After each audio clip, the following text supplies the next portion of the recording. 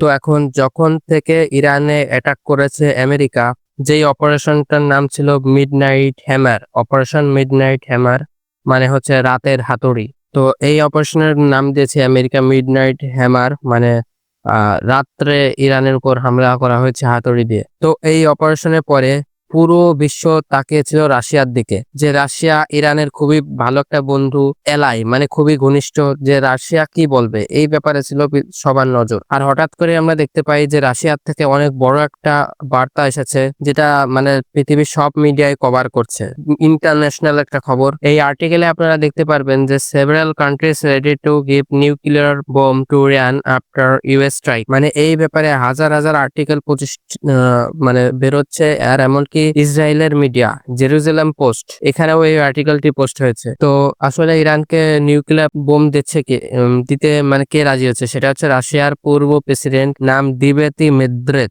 উনি রাশিয়ার প্রেসিডেন্ট ছিল, প্রেসিডেন্টের তার আগে প্রধানমন্ত্রীও ছিল। আর বর্তমানে রাশিয়ার প্রেসিডেন্ট পুতিনের খুবই ভালো বন্ধু, খুবই ঘনিষ্ঠ বন্ধু যাকে বলা চলে। আর সেই কারণে যখনই এনার মানে কথা বেরোলো যে ইরানকে তো আমরা নিউক্লিয়ার মানে পারমাণবিক বোম অবশ্যই দেব, রাশিয়া চায় যে ইরান যদি তার পারমাণবিক বোমা তৈরির প্রক্রিয়া মানে সম্পূর্ণ না করতে পারে, তাহলে আমরা ইরানকে অবশ্যই পারমাণবিক বোম দেব, আমরা ধরে দেব, ইরানের হাতে আমরা ধরে দেব।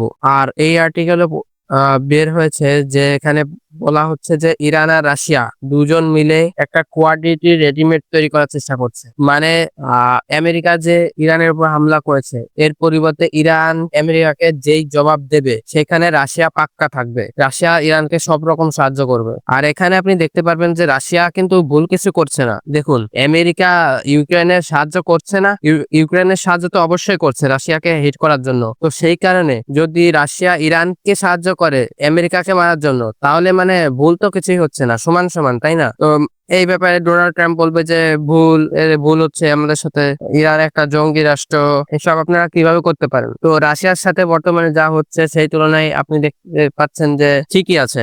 আর সবশেষে এই ব্যাপারটা উঠে আসে যে এই কথাটার মানে কি, যে রাশিয়ার পূর্ব প্রেসিডেন্ট দিমিত্রি মেদভেদেভ, উচ্চারণে ভুল হলে ক্ষমা করবেন, বলছে যে অনেক দেশ তৈরি আছে ইরানকে পারমাণবিক বোমা দেওয়ার জন্য। এই কথার মানেটা আসলে কি? তো হ্যাঁ, এটা আসলে সঠিক। যদি রাশিয়া আসলে চায়, তো রাশিয়া আর উত্তর কোরিয়া মিলে, আর বেলারুসের ব্যাপারে আপনারা জানেন নাকি জানেন না ঠিক জানি না আমি, কিন্তু বেলারুসের কাছে রাশিয়ার পাশে অবস্থিত বেলারুস অনেকগুলো নিউক্লিয়ার ওয়ারহেড আছে। বেলারুস নিউক্লিয়ার ওয়ারহেড নিয়ে বসে রয়েছে। আর বেলারুসের উপরও মানে পশ্চিমা দেশগুলো, আমেরিকা যুক্তরাজ্য মানে অনেক পরিমাণে স্যাংশন, নিষেধাজ্ঞা লাগিয়ে দিয়েছে যে বেলারুসের কাছে পারমাণবিক বোম কেন।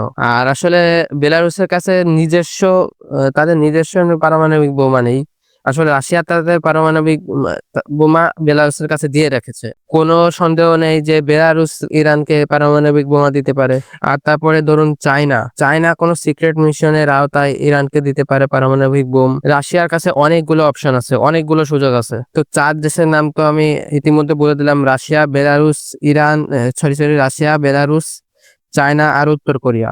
আর এখানে যদি আপনি ভাবছেন যে যদি সত্যি পারমাণবিক বোমা দেয়, মানে দিতে পারে, যতটা বোঝা যাচ্ছে যে গোপনে হয়তো দিয়েও দিতে পারে। তো যদি এরকম হয়, তাহলে ইরান তো মানে খুবই বড় রকমের প্ল্যান করছে। ইরান বলা হচ্ছে যে ইরান 6 মাসের যুদ্ধের জন্য প্রস্তুতি নিচ্ছে, একেবারে 6 মাসের। আর রাশিয়া ইরানকে এটাও বলে দিয়েছে যে মানে রাশিয়ার সাথে যে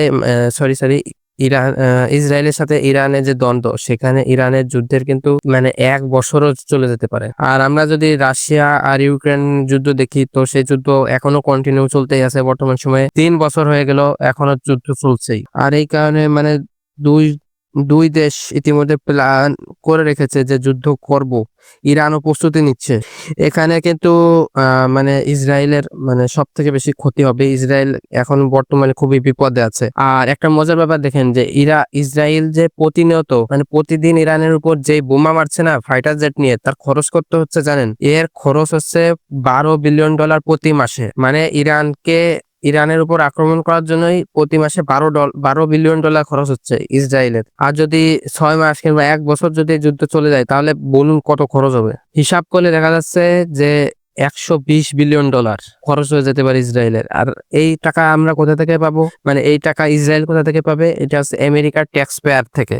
আর ইসরায়েল এই টাকা দিয়ে অবশ্যই ইরানের উপর বোম ফেলতেই থাকবে। আর অবশ্যই একটা প্রশ্ন আপনার আমার থেকে মানে আপনার আমার কাছে থাকতেই পারে যে ইরান স্ট্রেট অফ হরমুজকে কি মানে বন্ধ করতেই চলেছে? যে খবর আসতেছে যে ইরানের পার্লামেন্টে আলোচনা হয়েছে স্ট্রেট অফ হরমুজকে বন্ধ করার জন্য, তো এটা কি সত্যি ঘটতে চলেছে?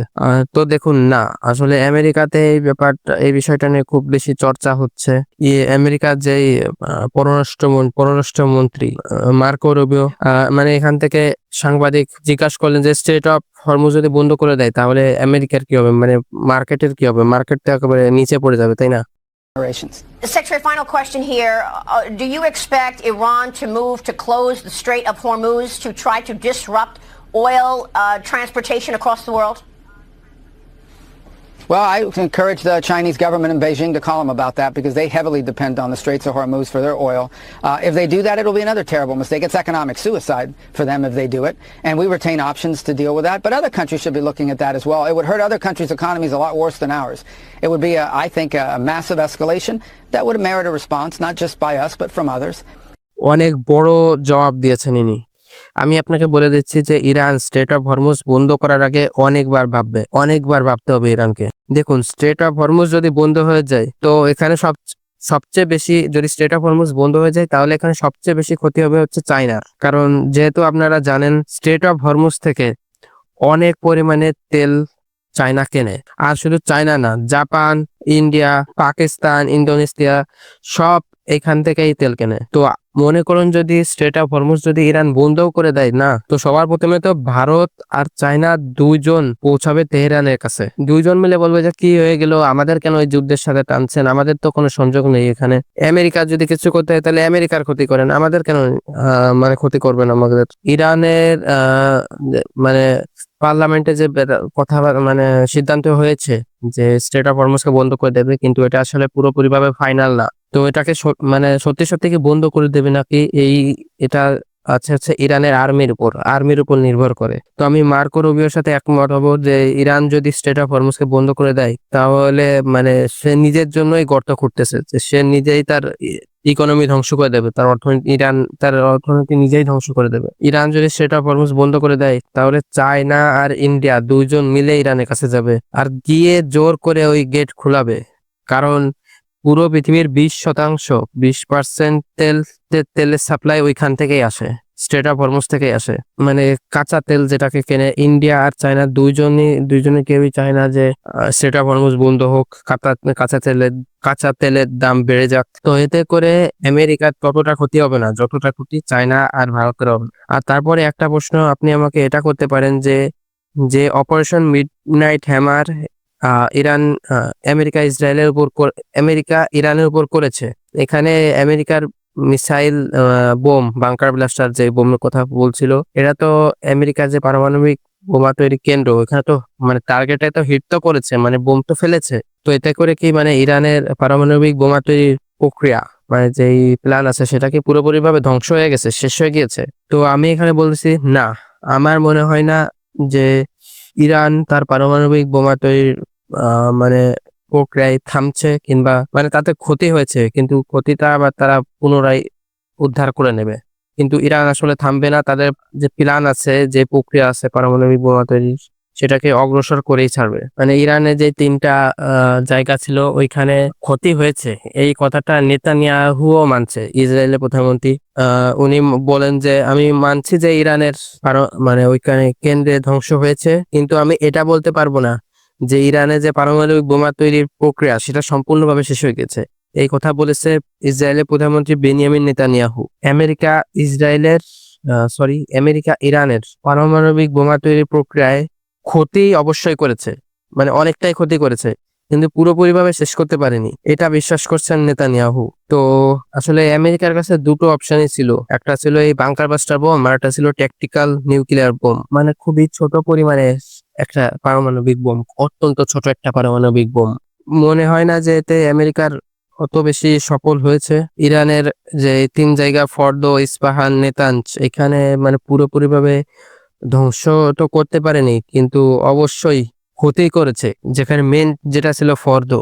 যদি আমেরিকার মানে ইরানের এই 3 লোকেশন যদি সত্যিভাবে সম্পূর্ণভাবে ধ্বংস করার দরকার ছিল, তাহলে সেখানে ট্যাকটিক্যাল নিউক্লিয়ার বোম মানে ছোট পারমাণবিক বোম ব্যবহার করার দরকার ছিল। তো ট্রাম্প তারপর দেখলেন যে যদি এই ট্যাকটিক্যাল নিউক্লিয়ার বোম যদি ব্যবহার করে দিই, তাহলে আমেরিকার মানে ছবি দেখেন সারা পৃথিবীতে খারাপ হয়ে যাবে। আমেরিকাকে মানে লোকজন সহ্যই করতে পারবে না পৃথিবী।